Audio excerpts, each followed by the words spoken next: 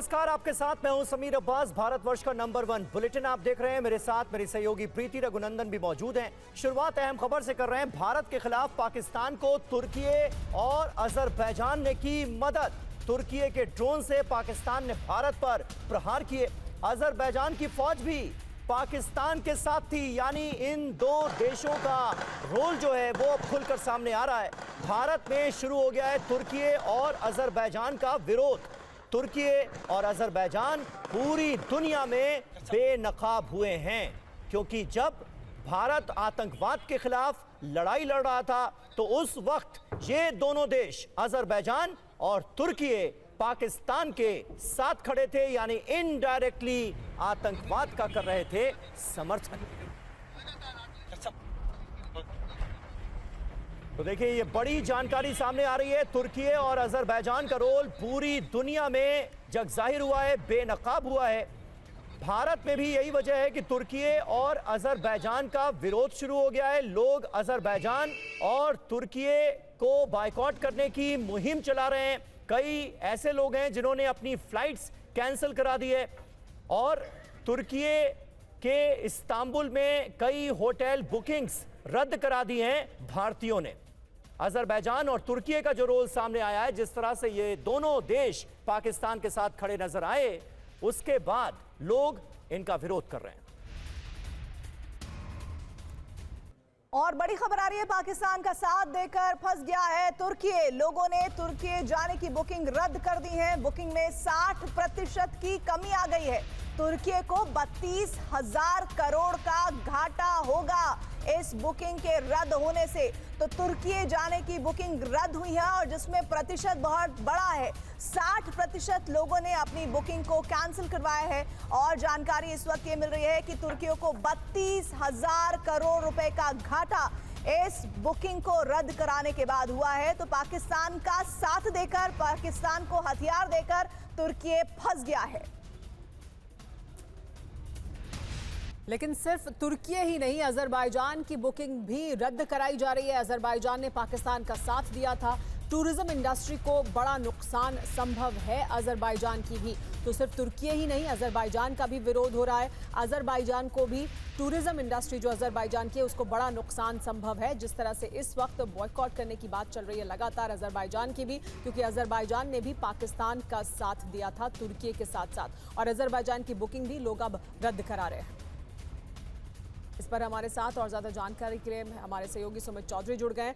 Sumit, Azerbaijan और तुर्की ये वो दो देश थे जो खुलकर समर्थन में आए थे और अब उनका विरोध या एक तरह का बॉयकॉट शुरू हो गया। कितना बड़ा नुकसान होगा दोनों को? देखिए, बिल्कुल दोनों देशों के लिए, खासतौर पे तुर्की ने तो अपने जो आप कह सकते हैं पहले तो उसने अपने कार्गो शिप्स को लेकर, कार्गो प्लेन्स को लेकर उसने डिनाई किया कि हमने कार्गो प्लेन्स नहीं भेजे। फिर दूसरी बार जब लगातार उसके जो आप कह सकते हैं कि एंटी सबमरीन शिप्स पाकिस्तान के कराची पोर्ट पहुंचे, तब भी तुर्की की तरफ से कहा गया कि ये शिप सिर्फ कर्टसी के तौर पर है और प्लान था। लेकिन अभी लगातार जो इनपुट मिल रहे हैं कि तुर्की ने अपने ड्रोन से, अपने दूसरे मिलिट्री आप कह सकते हैं इक्विपमेंट से पाकिस्तान की मदद की। अजरबैजान भी ये कहा जा रहा है कि ना सिर्फ सपोर्ट कर रहा था, बल्कि इंटेलिजेंस इनपुट ये बताता है कि अजरबैजान ने भी पाकिस्तान को इंटरनली सपोर्ट किया। तो निश्चित तौर पर देखिए, ये सवाल इसलिए खड़े हो रहे हैं कि भले ही भारत ने बुरे वक्त के अंदर तुर्की अजरबैजान का मदद की हो, हमेशा से करता है, लेकिन फिर भी ये दोनों देश जो हैं वो पाकिस्तान की पूरी मदद कर रहे थे और शायद इसी वजह से विरोध हो रहा है। तो देखिए, तुर्की और अजरबैजान का बड़े पैमाने पर विरोध शुरू हो गया है। पाकिस्तान का मददगार निकला तुर्की। भारत पर हमले में तुर्की के ड्रोन्स इस्तेमाल किए गए हैं, ये सीधे तौर पर जानकारी सामने आ चुकी है। और यही वजह है कि भारत में तुर्की के सामान का अब विरोध शुरू हो गया है। पाकिस्तान का मददगार निकला तुर्की, और ऐसे वक्त में तुर्की और अजरबैजान जैसे देशों ने पाकिस्तान की मदद की है, पाकिस्तान का साथ दिया है, जब भारत आतंकवाद के खिलाफ लड़ाई लड़ रहा था।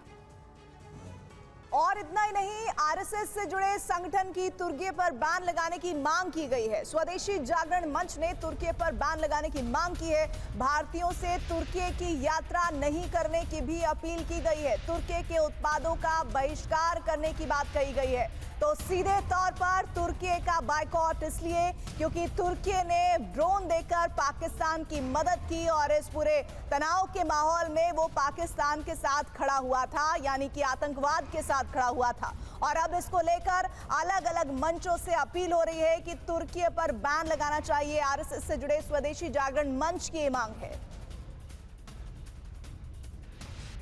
और सिर्फ टूरिज्म इंडस्ट्री ही नहीं, भारत में तुर्की के सेब का बहिष्कार भी शुरू हो गया है। गाजियाबाद में भी विरोध शुरू हुआ है। तुर्की से सेब आयात करना बंद किया जाएगा। पाकिस्तान का समर्थन करने पर यह विरोध दिखाई दे रहा है। हर साल करीब 1000 करोड़ का आयात होता है। ये सेब तुर्की से आता है। अब कहा यह जा रहा है कि इसका भी विरोध शुरू होगा। यानी सिर्फ टूरिज्म ही नहीं, यानी सिर्फ बुकिंग होटल्स की या टर्की जाने के जो प्लान्स हैं लोगों के, उसी को वो कैंसिल नहीं कर रहे हैं, बल्कि जो सेब वहां से आता है उसका भी विरोध कर रहे हैं।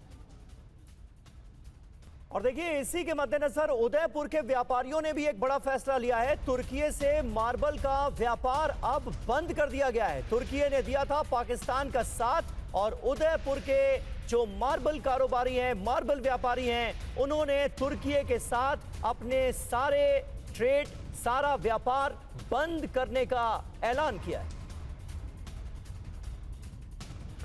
सुमित चौधरी हमारे साथ मौजूद हैं इस वक्त। सुमित, अपने आप में जो इस वक्त देश की भावना नजर आ रही है वो सीधे सीधे तुर्की और अजरबैजान के खिलाफ है। इसका क्या खामियाजा भुगतना पड़ सकता है दोनों देशों को? और साथ ही साथ मैं चाहूंगा कि आप रीजन अगर हमें बताएं, क्या वजह है कि तुर्की और अजरबैजान को पाकिस्तान जैसे देश के साथ खड़ा होना पड़ा? वो देश जो लगातार आतंक को अपने यहां पनाह दिए हुआ है, आतंकवादी पाकिस्तान की सरजमीन पर जो पाले पोसे जा रहे हैं, वो जगह जगह आतंकवाद फैला रहे हैं। देखिए, बिल्कुल अजरबैजान का थोड़ा सा आप कह सकते हैं कि सरप्राइजिंग था भारत के लिए भी, लेकिन तुर्की तो पाकिस्तान को लंबे समय से, पिछले 5-6 सालों में लगातार भारत ने देखा, चाहे वो रेडार्स हो, एयर डिफेंस सिस्टम्स हो, ड्रोन्स हो, मदद करता है। और आपको याद होगा कि भारत वो देश था जो फर्स्ट रिस्पॉन्डर के तौर पर था जब तुर्की में अर्थक्वेक आया। लेकिन अभी इंपॉर्टेंट ये है कि तुर्की अपनी डिफेंस इंडस्ट्रीज को लेकर, या फिर आप कह सकते हैं मुस्लिम देशों का खलीफा बनने के लिए, या फिर एक प्रोमेंसी दिखाना चाहता है, एक डोमिनेंस दिखाना चाहता है। और यही वजह है कि वो पाकिस्तान के सभी, आप कह सकते हैं कि प्रोपोगेंडास को, इन रिटोरिक को, सबको सपोर्ट कर रहा है। अभी क्योंकि भारत ने इस बात को लेकर कई जगहों पर यह बात भी कही कि तुर्की लगातार जो ऐसे वक्त में ड्रोन्स या फिर आप कह सकते हैं कि आर्म सप्लाई कर रहा है पाकिस्तान को, जो भारत और पाकिस्तान की कॉन्फ्लिक्ट को लगातार बढ़ा रहा है। तो निश्चित तौर पर आप देखेंगे थोड़ी देर में जरूर इसको डिप्लोमेटिक चैनल्स पर भी रखा जाएगा। लेकिन ये साफ हो गया है कि तुर्की और अजरबैजान लगातार पाकिस्तान। मैं आपको रोक रही हूँ, इस पर आगे और हम बात करेंगे। बड़ी जानकारी आ रही है, बड़ी खबर आ रही है इस वक्त। जानकारी है कि तुर्की में फिल्म शूटिंग पर भी रोक की मांग की गई है। भारत की कई फिल्में तुर्की में शूट होती हैं और FWICE की भारतीय फिल्म मेकर से अपील है कि आप अपनी फिल्मों की शूटिंग को बंद करिए। हमारे साथ हमारे सहयोगी मुंबई से जयप्रकाश जुड़ रहे हैं। जयप्रकाश, एक बड़ा झटका लगेगा तुर्की के टूरिज्म इंडस्ट्री को और खास तौर पर भारत से शूट होने वाली वहां फिल्मों को, क्योंकि बड़े पैमाने पर यह काम किया जाता है, वहां पर फिल्मों की शूटिंग होती है। और इस मांग में और क्या क्या बातों को रखा गया है? देखिए, federation of cine employees western India association और इसके साथ करीब इसके 7 फ्रंट जो है जिनके सिने एम्प्लॉइज जो है वो शूटिंग्स में हिस्सा लेते हैं, जिसमें प्रोड्यूसर, डायरेक्टर, डिस्ट्रीब्यूटर और जो विदेशों में इनके जो शो ऑर्गेनाइजर हैं, इन तमाम लोगों ने ये निर्णय लिया है कि अब तुर्की में किसी भी तरीके की फिल्म की शूटिंग नहीं की जाएगी। आपको पता होगा कि टाइगर फिल्म, टाइगर पार्ट 1, 2, 3 और इसके अलावा कई ऐसी फिल्में हैं जिसकी शूटिंग तुर्की में होती आई है, अलग अलग देशों में, अजरबैजान में होती आई है। लेकिन अब ये निर्णय लिया गया है कि जिस तरह से तुर्की पाकिस्तान के साथ खड़ा रहा, जिस तरह से पाकिस्तान के लिए उसने अपना जो नेवी शिप खड़ा कर दिया और लगातार ड्रोन्स की मदद करता रहा, तो ऐसे देश को भारत क्यों मदद करे? भारत में इनके कलाकार आते हैं, भारत की फिल्मों में, बॉलीवुड की, टॉलीवुड की फिल्मों में काम करते हैं, पैसे बनाते हैं, और जब ये तुर्की जाते हैं तो तुर्की जाने के बाद ये क्या करते हैं? ये धर्म देखकर जो है दूसरे दुश्मन देश को सपोर्ट करते हैं। तो ऐसे में तुर्की के साथ आर्थिक रूप से कहीं भी खड़ा होना गलत है। और यही वजह है कि जो सबसे बड़ी इंडस्ट्री है, भारतीय फिल्म इंडस्ट्री, उसने ये निर्णय लिया है कि अब तुर्की में कोई भी फिल्म की शूटिंग या फिर कोई प्रमोशन या फिर कोई भी वेब सीरीज शूट नहीं की जाएगी। जी, बहुत बड़ी खबर आप बता रहे हैं। ये federation of western Indian cine employ की तरफ से ये मांग की गई है कि तुर्की में फिल्मों की शूटिंग को बंद किया जाना चाहिए। शुक्रिया आपका जी। लेकिन पाकिस्तान का आतंक परस्त चेहरा एक बार फिर दुनिया के सामने आया है। भारत की जवाबी कार्रवाई में मारे गए आतंकियों के परिवार को पाकिस्तान की सरकार मदद के लिए आगे आई है। पाकिस्तान की शहबाज सरकार ने ऑपरेशन सिंदूर में मारे गए आतंकियों के परिवारों की मदद के लिए 14 करोड़ की मदद देने का ऐलान किया है। ऑपरेशन में मारे गए हर आतंकी के परिवार को 1-1 करोड़ की मदद दी जाएगी। मदद की बड़ी राशि पाकिस्तानी सरकार मसूद अजहर के संगठन जैश ए मोहम्मद को देगी। इससे ध्वस्त किए गए आतंकियों के घरों को भी फिर से बनाने में मदद दी जाएगी। सुमित हमारे साथ जुड़े हैं। सुमित, देखिए, तब जबकि आतंकी मार गिराए गए, उनके जनाजे में पाकिस्तान की जो सेना के लोग थे, पाकिस्तान की सरकार के लोग थे, जो पॉलिटिशियन थे, वो तमाम दिखाई दिए थे। ये भी अपने आप में एक बड़ा सबूत था कि कैसे गठजोड़ है। लेकिन अब तो मदद दी जा रही है बनाने के लिए, घर बनाने के लिए, और जैश ए मोहम्मद को सीधी मदद दी जा रही है। तो ये तो अपने आप में और बड़ा सबूत है दुनिया के सामने। तो मेरा ये वैसे तो मदद जो है ऐलान तो किया गया कि हमने राहत के तौर पे दिया है, लेकिन दरअसल ये घर बनाने के लिए, राहत के लिए नहीं है। दरअसल वो टेररिस्ट कैंपों को दोबारा से रीबिल्ड करने के लिए, जो फैसिलिटीज़ को नुकसान पहुंचा है उसको रीबिल्ड करने के लिए। और अभी अगर आप देखें, चाहे वो बावलपुर हो, मुनीद के हो, ये वो इलाके थे जहां पर जैश को या फिर एलईटी को बहुत ज़्यादा नुकसान हुआ। लेकिन अब पाकिस्तान सरकार ने ऑफिशियली अनाउंस किया है कि ये पैसा उन सभी 14 से 15 लोगों को दिया जाएगा, यानी पर पर्सन 1 करोड़ रुपए का सैंक्शन किया गया, और आगे भी ऐसी और मदद दी जाएगी। तो आप मानिए कि पैसा सारा का सारा कहां जाएगा? हम सब जानते हैं सारा का सारा पैसा अलग रूट से टेररिस्ट ऑर्गेनाइजेशंस को और मसूद अजहर जैसे लोगों को ही जाएगा। और अभी इंपॉर्टेंट यह है कि पाकिस्तान सिर्फ और सिर्फ अब ये कह रहा है कि वो और भी ऐसी राहत आगे भी देता रहेगा। तो आप मानिए कि भारत अब नया चैप्टर खोलेगा जब ये कहेगा कि जो फॉरेन एड आ रहा है वो उसने अपनी राहत के लिए लोगों को दिया है, लेकिन दरअसल वो इनडायरेक्टली इन्हीं टेररिस्ट ऑर्गेनाइजेशंस को दोबारा से जाएगा। जी हाँ, तो वापस एक बार फिर इन्हीं आतंकी कैंपों को जिन्हें भारत ने ध्वस्त किया, उनको बनाने के लिए ये पैसा दिया जा रहा है पाकिस्तान की सरकार की तरफ से। बहुत शुक्रिया। और आगे बढ़ते हैं। सिंधु जल समझौते के लिए भारत से गिड़गिड़ाया पाकिस्तान। पानी संकट से डरकर भारत से पाकिस्तान ने गुहार लगाई है। भारत से फैसले पर फिर से विचार करने की अपील की गई है। पत्र में लिखा, पाकिस्तान संकट में आ जाएगा। भारत को पाकिस्तान की गुहार से फिलहाल कोई हमदर्दी नहीं है, ऐसा सूत्रों के हवाले से बताया जा रहा है। आनंद प्रकाश पांडे हमारे संवाददाता इस वक्त मौजूद हैं। आनंद, साफ तौर पर पाकिस्तान की बिलबिलाहट नजर आ रही है भारत के फैसले के बाद, लेकिन किस तरह की अपील की गई है अब पाकिस्तान की तरफ से?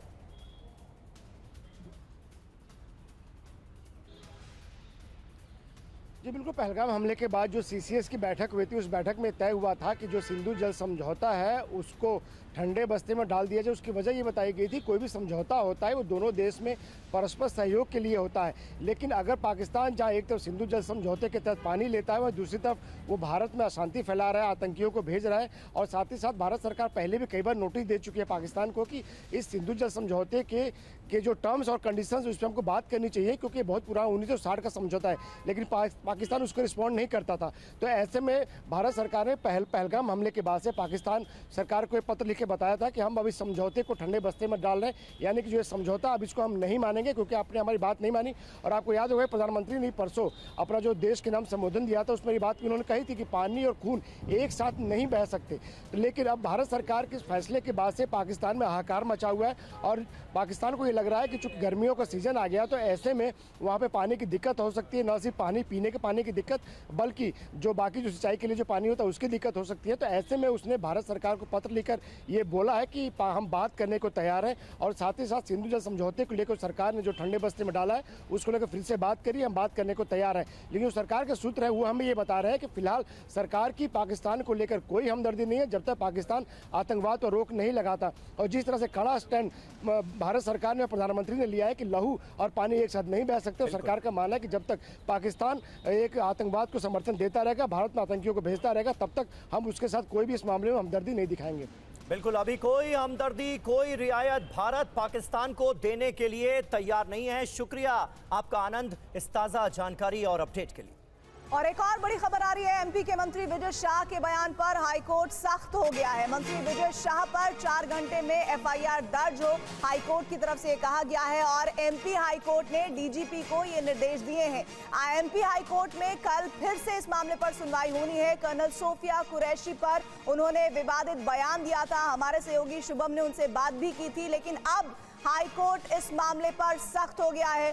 शुभम गुप्ता से हम सीधे बात करते हैं, भोपाल से हमारे साथ शुभम जुड़ रहे हैं। शुभम, जरा ये बताइए कि अभी हम देख रहे हैं कि आपने उनका इंटरव्यू भी किया है। हाई कोर्ट इस मामले पर सख्त है और इस मामले में 4 घंटे के अंदर कहा गया है कि उनके खिलाफ मामला दर्ज होना चाहिए।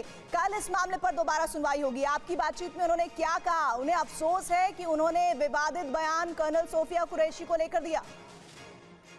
देखिए प्रीति, सबसे पहले तो ये काफी विवादित बयान था। देश भर में सोशल मीडिया पर जो आम यूजर्स हैं उनकी भी हम बातचीत देख रहे हैं कि वो इस पूरे मामले पर क्या कह रहे हैं। मगर जब मंत्री विजय शाह से हमने इस पूरे मामले पर बातचीत की थी तो बार बार वो अपने इंटरव्यू में ये कह रहे थे कि अगर किसी को बुरा लगा हो तो मैं इस पूरे विषय पर माफी मांगता हूं। और इसी बात पर हमने उन्हें टोका भी कि ये जो किसी शब्द कह रहे हैं, क्या आपको अपने बयान पर किसी तरह का कोई पछतावा नहीं है? क्या आप खुद आत्मचिंतन करके कि हाँ ये बहुत गलत बात मैंने कह दी और मैं इसलिए दुखी होकर माफी मांगता हूं? मगर ना उनके चेहरे पर किसी तरह का दुख था, ना पछतावा था और बार बार कह रहे थे कि किसी को बुरा लगा हो तो मैं माफी मांगता हूं। आज कांग्रेस भी लगातार धरना कर रही थी, 3 घंटे थाने में रही। खुद कांग्रेस के प्रदेश अध्यक्ष जीतू पटवारी पहुंचे हुए थे और आखिरकार पुलिस ने एक प्राथमिकी शिकायत दर्ज की है। मगर दूसरी तरफ मध्य प्रदेश जबलपुर हाईकोर्ट ने स्वतः संज्ञान लिया है और मध्य प्रदेश के डीजीपी को निर्देश दिए हैं कि 4 घंटे के भीतर आपको मंत्री विजय शाह पर एफआईआर दर्ज करनी होगी। अगर आप दर्ज नहीं करते हैं तो फिर ये कोर्ट की अवमानना होगी। तो 1 घंटे का समय तो हो गया है और चलिए 3 घंटे में देख लेते हैं 3 घंटे में आखिर क्या एक्शन लिया जाता है। जाहिर तौर पर हाईकोर्ट की तरफ से बात कही गई है तो इस मामले में सख्त एक्शन जल्द से जल्द देखने को जरूर मिलेगा। लेकिन वो ये कह रहे हैं कि अगर हमने किसी की भावनाएं आहत की है तो हम इसके लिए उनसे माफी मांगते हैं। लेकिन उन्होंने जो स्टेटमेंट दिया, क्या वो स्टेटमेंट अपने आप में गलत था? ये सीधे तौर पर वो ये नहीं कह पाए हैं। शुभम, शुक्रिया आपका हमसे जुड़ने के लिए। अब ड्रोन हमलों को नाकाम करने के लिए हिंदुस्तान का भार्गवास्त्र तैयार है। इस एंटी ड्रोन वेपन से दुश्मन के ड्रोन पल भर में कबाड़ बन जाएंगे। कैसे, आप भी देखिए। गौर से देख ले दुश्मन, ये हिंदुस्तान का एंटी ड्रोन सिस्टम है जिससे टकराना अपनी मौत को दावत देने जैसा है। जमीन से लेकर आसमान तक अब दुश्मन के ड्रोन नाकाम होंगे, चुन चुन कर ध्वस्त होंगे।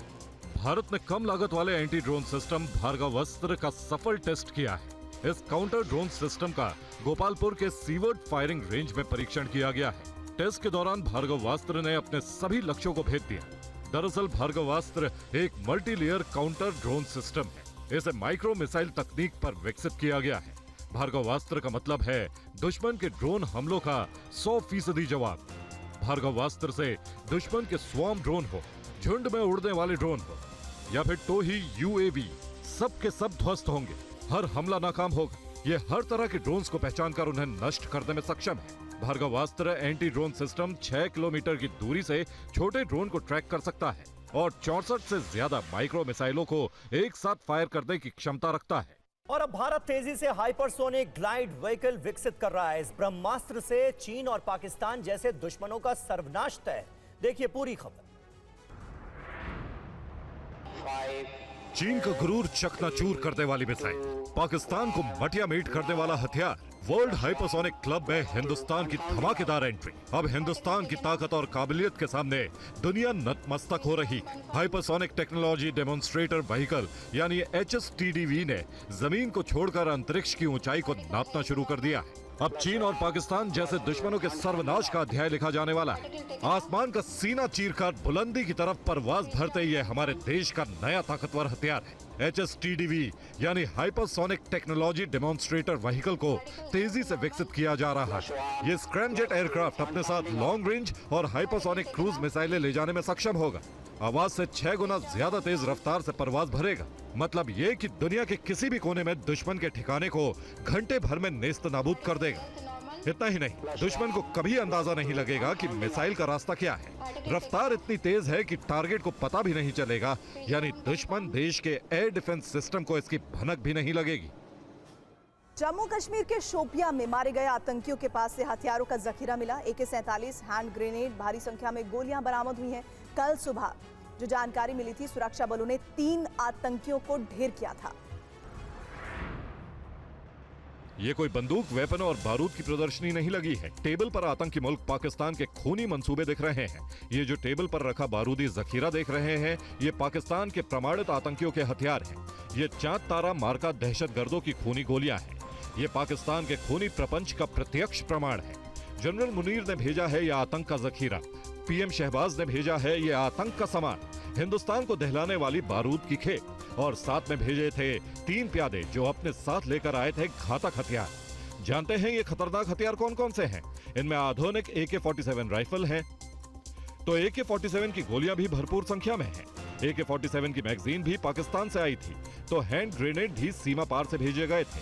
आतंकियों का आधार कार्ड, दस्तावेज, फोटोग्राफ्स, आतंकियों के पर्स भी तस्वीरों में दिख रहे हैं। तो आतंकियों के जैकेट के साथ 500 और 200 के नोट भी इस वीडियो में नजर आ रहे हैं। दरअसल कल सुरक्षा बलों ने 3 आतंकियों को जहन्नुम भेजा था। यह हथियारों का जखीरा मारे गए इन्हीं दहशतगर्दों से बरामद हुआ है। पाकिस्तान की तबाही का नया वीडियो सामने आया है। भारत ने पाकिस्तान की पोस्ट को कैसे ध्वस्त किया, देखिए। ये वीडियो पाकिस्तान की सैन्य पोस्ट की तबाही का है। निस्तनाबूद होता पाकिस्तानी फौज का ये ठिकाना, आग उगलती हिंदुस्तानी तोप के गोले, ये हिंदुस्तानी जवानों के शौर्य का संक्षिप्त परिचय है। पल भर में पाकिस्तान की पूरी एक पोस्ट का नामो निशान मिट गया। दरअसल बारूदी बरसात का ये वीडियो भारत पाकिस्तान के बीच सीज फायर से पहले का है। आग उगलती ये तस्वीर भारतीय सीमा पर पाकिस्तानी गोलीबारी का जवाब है। भारतीय सीमा पर सिविलियन इलाकों को टारगेट करने वाले पाकिस्तानी फौज को कैसे भारतीय सेना ने धूल चटाई थी, उसका ये जीता जागता सबूत है। पाकिस्तानियों, देख लो कैसे तुम्हारे नापाक हरकत को वीर योद्धाओं ने बारूदी जवाब दिया था, कैसे हमारे जाबाजों ने मुनीर के मंसूबों को मिट्टी में मिलाया था। आप इस तस्वीर में देख सकते हैं कि भारतीय जवान पाकिस्तानी पोस्ट को मिट्टी में मिला रहे हैं। भारतीय सेना पाकिस्तान की गोलाबारी का जवाब बारूद से दे रही है। पाकिस्तान ने जिस पोस्ट से गोलीबारी की, उस पोस्ट को भारतीय जाबाजों ने बारूद की ढेर में बदलने में देर नहीं की। ये वीडियो पाकिस्तान की तबाही के सबूत है और मुनीर को संदेश भी। अगर फिर हिमाकत की तो पाकिस्तान का हाल इस पोस्ट जैसा होगा। और दहशतगर्द मुल्क पाकिस्तान की एक और साजिश बेनकाब हुई है। POK में आतंकियों के लॉन्च पैड और ट्रेनिंग कैंप का पर्दाफाश हुआ है। ये रिपोर्ट देखिए। इसमें कोई शक नहीं कि कश्मीर में जो कुछ भी हो रहा है उसका जिम्मेदार सिर्फ एक मुल्क है और वो है पाकिस्तान। दुनिया के सामने पाकिस्तान खुद को आतंकवाद से पीड़ित बताता है, भारत के डर से दुनिया के सामने गिड़गिड़ाता है, लेकिन अपनी हरकतों से बाज नहीं आता। अब पाकिस्तान का एक और झूठ बेनकाब हुआ। ये पाकिस्तान के POK की तस्वीर है। पाकिस्तानी सेना और सरकार की शह पर आतंकियों के ट्रेनिंग कैंप और लॉन्च पैड फल फूल रहे हैं। जानकारी के मुताबिक POK में आतंकियों के 28 लॉन्च पैड हैं, जिनके जरिए ट्रेनिंग के बाद आतंकियों को दहशत फैलाने के लिए भारत भेजा जाता है। इनमें दुदनियाल, अब्दुल बिन मसूद, चेलाबंदी, मनस्ताई, दविलियान, घड़ी दुपट्टा, सफेदा और हलन सुलामी जैसे इलाकों में आतंकियों के लॉन्च पैड हैं। वहीं POK में आतंकियों के 14 ट्रेनिंग कैंप की भी जानकारी मिली, जो POK में जलालाबाद, शंखियारी, बतेरासी, गढ़ी, हबीबुल्ला, खालिद बिन वालिद, मंगल, उत्तर शिशा जैसे इलाके में हैं। हालांकि ऑपरेशन सिंदूर के कारण POK में पाकिस्तान के जहरीले जनरल की टेरर फैक्ट्री अभी वीरान पड़ी है। आतंकी सपेलों को बिल में भेज दिया गया है। आज केंद्रीय कैबिनेट की बैठक में ऑपरेशन सिंदूर की कामयाबी पर प्रधानमंत्री मोदी और सेना को धन्यवाद दिया गया। तो गृह मंत्री अमित शाह ने बॉर्डर एरिया के मौजूदा हालात का अपडेट दिया। इस पर ये रिपोर्ट देखिए। ये नया हिंदुस्तान है जो गोली का जवाब गोला बारूद से देता है, जो मोटार का जवाब मिसाइल से देता है, जो पहले मारता नहीं लेकिन जब मारता है तो फिर रुकता नहीं है। तुम जितने भेजोगे हम उतने मारेंगे, इसलिए याद रखो तुम्हारा हर हाल में होगा बुरा अंजाम और तुम्हारे हर आतंकी का होगा काम तमाम। घर में घुसकर भी मारेंगे और बॉर्डर पर भी होगा चुन चुन कर खात्मा। इसका एहसास पाकिस्तान को ऑपरेशन सिंदूर ने करा दिया है। भारत के एक्शन से पाकिस्तान में अब तक खलबली मची है।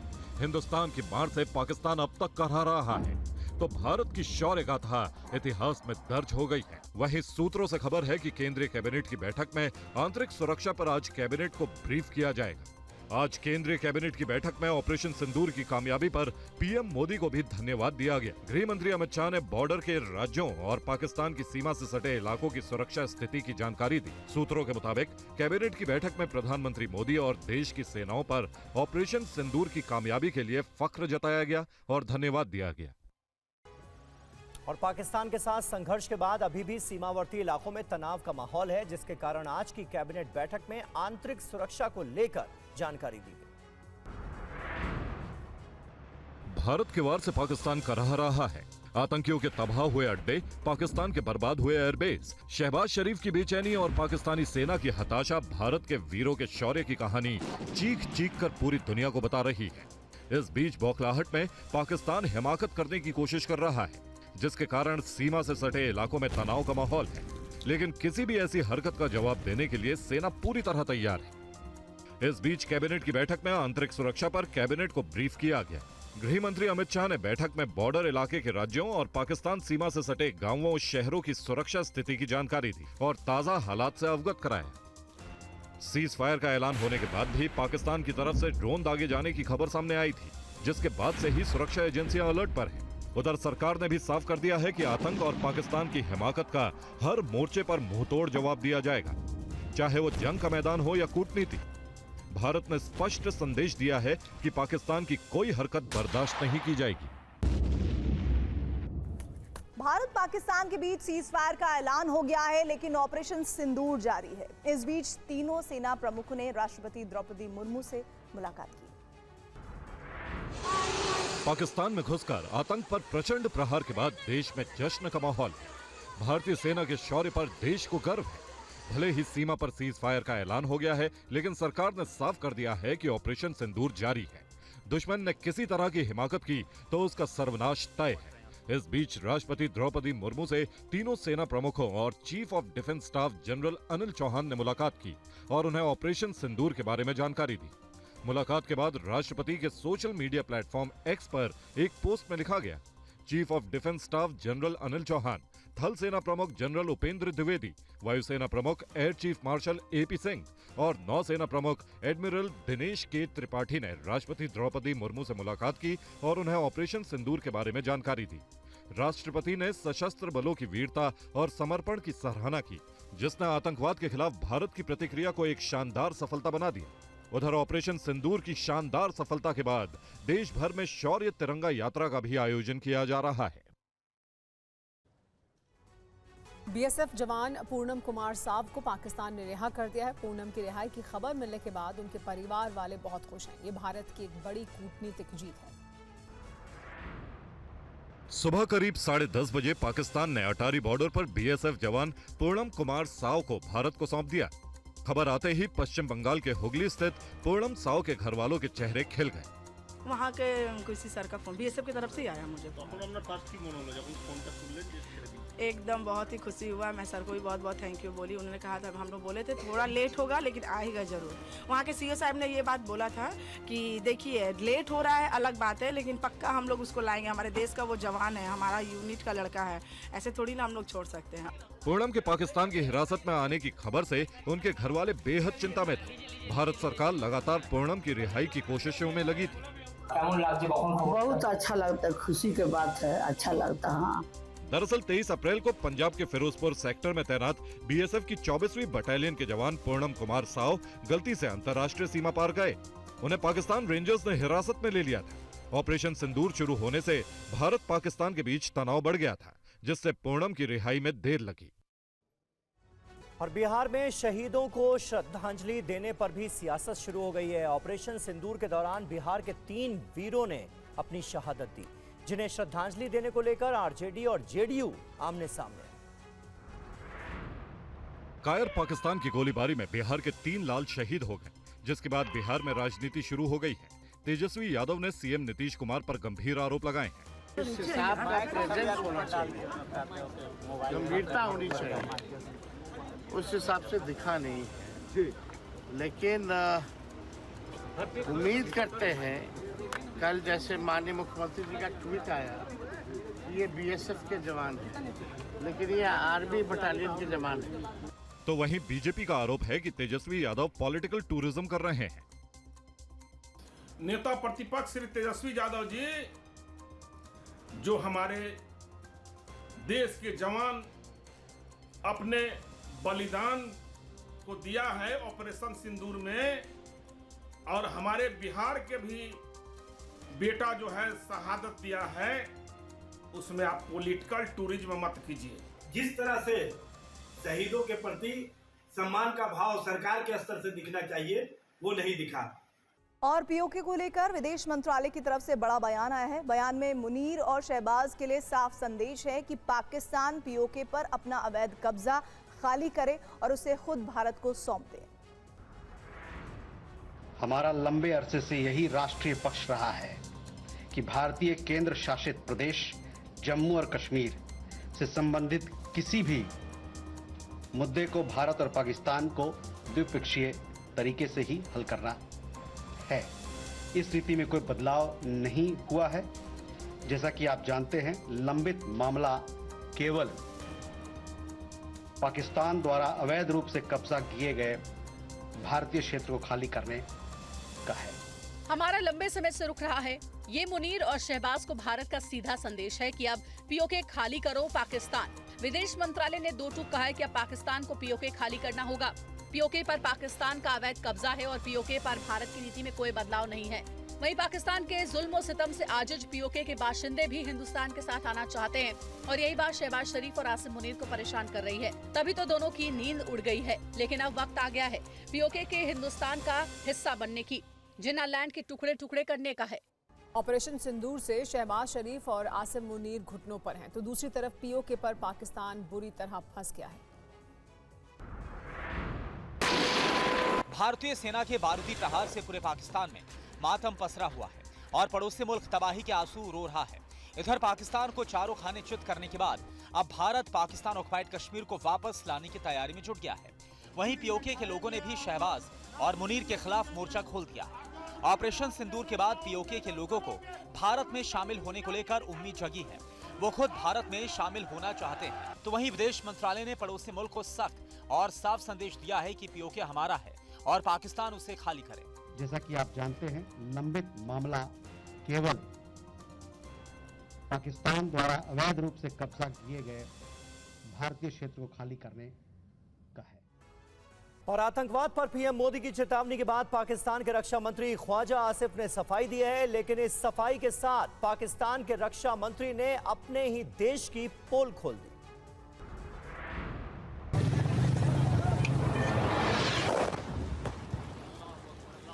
पाकिस्तान का हर झूठ बेनकाब हो चुका है। पाकिस्तान का पर्दाफाश हो चुका है। भारत ने ऐसा सबक सिखाया कि रावलपिंडी में बैठे हुक्मरानों के पसीने छूट गए।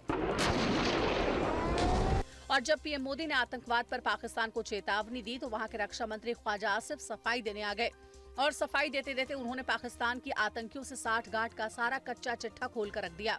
पाकिस्तान के खैबर पख्तूनख्वा में भीषण धमाके से हड़कंप मचा हुआ है। पीएम शहबाज के सलाहकार मुबारक जेब खान के घर को निशाना बनाया गया है।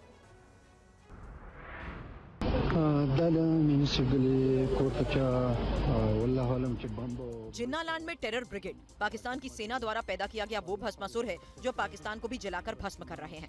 ऐसा कोई दिन नहीं गुजरता जब ये जिहादी और फिदाइन ब्रिगेड के लड़ाके पाकिस्तान के किसी न किसी हिस्से में धमाका नहीं करते। इन लड़ाकों से मुनीर की सेना सबसे ज्यादा डरती है। खैबर पख्तूनख्वा में एक बार फिर भीषण विस्फोट हुआ। इस बार पीएम नवाज शरीफ के सलाहकार मुबारक जेब खान के घर को निशाना बनाया गया। घर के बाहर भीषण बम विस्फोट किया गया। धमाके से पूरा इलाका थर्रा उठा। पूरे इलाके में अफरा तफरी मच गई। पाकिस्तान पुलिस ने तुरंत इलाके को सील किया, सबूत इकट्ठा करने शुरू किए। कई जांच टीमों को विस्फोट की तफ्तीश में लगाया। खैबर पख्तूनख्वा सूबे की इस बारूदी जमीन का जर्रा जर्रा आतंकियों की साजिशों से भरा पड़ा है। खैबर पख्तूनख्वा में हर दिन कोहराम मच रहा है। इलाका पाकिस्तान के कंट्रोल से बाहर हो रहा है। पाकिस्तान के पाले आतंकी इस पूरे इलाके को मिट्टी में मिलाने पर जुटे हैं। पाकिस्तान ने जैसा बोया था अब वैसा ही काट रहा है। और पूरी दुनिया में आतंकवाद पर इन्वेस्ट और आतंकियों के एक्सपोर्ट के लिए पाकिस्तान बदनाम है। और अब पाकिस्तान ने एक और बड़ी कामयाबी हासिल की है। अब वो दुनिया में भिखारियों का सबसे बड़ा एक्सपोर्टर बन गया है। जिस तरह पाकिस्तान की सरकार इंटरनेशनल भिखारी है, कुछ वैसा ही हाल वहाँ की आवाम का है। भारत से जंग के लिए बेचैन पाकिस्तान की आर्थिक हालत इतनी खराब है कि भिखारी भी वहां रहना पसंद नहीं कर रहे। इसके कारण पाकिस्तानी भिखारियों की अरब देशों से लेकर यूरोप तक भरमार है। आंकड़ों को देखिए, 2024 में अलग अलग देशों से 4,850 पाकिस्तानी भिखारियों को निकाला गया। इस साल अब तक 555 भिखारियों को निकाला गया है। सबसे ज्यादा 4,498 भिखारियों को सऊदी अरब ने डिपोर्ट किया। वहीं इराक से 242, मलेशिया से 55 और यूएई ने 49 भिखारियों को निकाला है। 2025 में अब तक सबसे ज्यादा 535 भिखारी सऊदी अरब से निकाले गए हैं। पाकिस्तान नेशनल असेंबली में सौंपी गई एक रिपोर्ट के मुताबिक जिन देशों से इन भिखारियों को निकाला गया है उनमें सऊदी अरब, इराक, मलेशिया, यूएई, कतर और ओमान शामिल है। और ये सभी मुस्लिम देश हैं। कई अरब देशों ने तो पाकिस्तानी नागरिकों को वीजा देने में सख्ती बढ़ा दी है ताकि उनके देश में भिखारियों की संख्या न बढ़े। ईरान और सऊदी अरब की जेलों में बड़ी तादाद में पाकिस्तान के भिखारी बंद हैं। दोनों देशों ने इसकी शिकायत पाकिस्तान से की है। अरुणाचल प्रदेश में चीन की गुस्ताखी पर भारत के विदेश मंत्रालय का कड़ा जवाब दिया गया है। भारत ने भूमाफिया चीन से दो टूक कहा है कि नाम बदलने से हकीकत नहीं बदलेगी। चीन ने पहले लद्दाख में गुस्ताखी की थी और अब ड्रैगन ने अरुणाचल प्रदेश पर दुस्साहस किया है। इस हरकत पर दगाबाज चीन को भारत ने तगड़ी लताड़ लगाई है। ड्रैगन को सख्त संदेश दिया गया है। भारत के विदेश मंत्रालय ने चीन की गुस्ताखी पर कहा है कि हमने देखा है कि चीन ने भारतीय राज्य अरुणाचल प्रदेश में स्थानों के नाम रखने के अपने व्यर्थ और बेतुके प्रयासों को जारी रखा है। हमारे सैद्धांतिक रुख के अनुसार हम इस तरह के प्रयासों को स्पष्ट रूप से खारिज करते हैं। रचनात्मक नामकरण इस निर्विवाद वास्तविकता को नहीं बदलेगा कि अरुणाचल प्रदेश भारत का अभिन्न और अविभाज्य अंग था, है और हमेशा रहेगा। यानी अरुणाचल प्रदेश में कुछ स्थानों के नाम बदलने के चीन के मनमाने प्रयासों को भारत ने सिरे से खारिज कर दिया है। ऐसा पहली बार नहीं है जब ग्लोबल विलेन चीन ने अरुणाचल प्रदेश में स्थानों के नाम बदलने की हिमाकत की है। अरुणाचल प्रदेश हमेशा भारत का अभिन्न अंग रहा है और हमेशा रहेगा। अरुणाचल प्रदेश में स्थानों के नाम गढ़ने से तथ्य नहीं बदल जाएंगे। चीन ने अप्रैल 2017 में भी इस तरह से नाम बदलने का दुस्साहस किया था। सिंधु जल संधि इस समय स्थगित है, जिसके चलते चिनाब नदी का पानी भी पाकिस्तान नहीं जा रहा है। रामबन से देखिए TV9 संवाददाता अंकित भट्ट की ये रिपोर्ट। इस समय मैं मौजूद हूँ रामबंद इलाके में और अब हम आपको सिचुएशन दिखाएंगे चिनाब दरिया की कि किस तरीके से है। ये देखिए यहाँ पर जो चिनाब के गेट है वो पूरी तरीके से बंद है और यहाँ पे आपको पूरी तरीके से सूखा मिलेगा। ये वजह है क्योंकि जिस तरीके से भारत सरकार की तरफ से साफ कहा गया है सीज फायर तो है, लेकिन इन सब के बीच जब जो डिसीजन भारत सरकार की तरफ से लिया गया था खास तौर पे इंडस वाटर ट्रीटी को लेकर वो पूरी तरीके से बरकरार है और उसी के सबूत जो है हम आपको दिखा रहे हैं। वही तस्वीरें जो है वो बनी हुई हैं। ये बगलियार डैम प्रोजेक्ट की तस्वीरें हैं जो हम आपको दिखा रहे हैं। लगातार पाकिस्तान ये प्रोपोगेट करने की कोशिश कर रहा था कि पानी जो है वो हमारा हक है, लेकिन भारत की तरफ से साफ कहा गया है खून और पानी एक साथ नहीं बहेंगे। पीएम मोदी ने डिजिटल पेमेंट को बढ़ावा देकर नई क्रांति की है।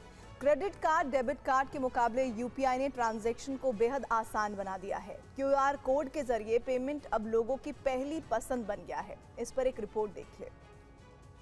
यूपीआई के जरिए पेमेंट में भारत की लंबी छलांग से दुनिया अचंभित है। क्यूआर कोड ने तो पेमेंट और आसान बना दिया है। रिजर्व बैंक के आंकड़ों के मुताबिक वित्तीय वर्ष 2024-2025 में यूपीआई क्यूआर कोड के जरिए 657.9 मिलियन का ट्रांजैक्शन किया। वित्तीय वर्ष 2023-2024 के मुकाबले ये 91.5% की वृद्धि है। वित्तीय वर्ष 2023-2024 में यूपीआई क्यूआर कोड के जरिए 657.9 मिलियन का लेन देन हुआ। 2024-2025 में क्रेडिट कार्ड से होने वाले लेन देन में साल दर साल 7.49% की कमी आई, जबकि डेबिट कार्ड में मात्र 2.21% की ही ग्रोथ रही। मार्च में 24.77 लाख करोड़ का यूपीआई ट्रांजैक्शन हुआ, जो पिछले साल के मुकाबले 36% ज्यादा है। डिजिटल पेमेंट में यूपीआई का हिस्सा वित्तीय वर्ष 2022-2023 में 73.4% था, जो 2023-2024 में 79.7% हो गया। वित्तीय वर्ष 2019-2020 में डिजिटल पेमेंट में यूपीआई का हिस्सा 36.8% था। 668 बैंक यूपीआई से लिंक है, जिससे ट्रांजैक्शन में और बढ़ोतरी हुई है।